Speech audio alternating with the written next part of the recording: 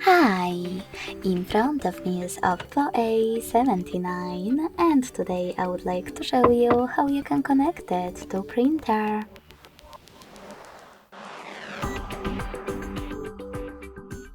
Start by going into Devices Settings and choosing Connection and Sharing. Now tap on Print section, click on Default Print Service or tap on Add Print Service and download the best one for you. Wherever you decided, when you're done, tap on the chosen one and wait. Your device is now looking for a printer. When it finds one, it will connect to it right away.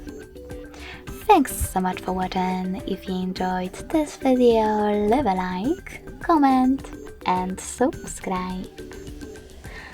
Bye!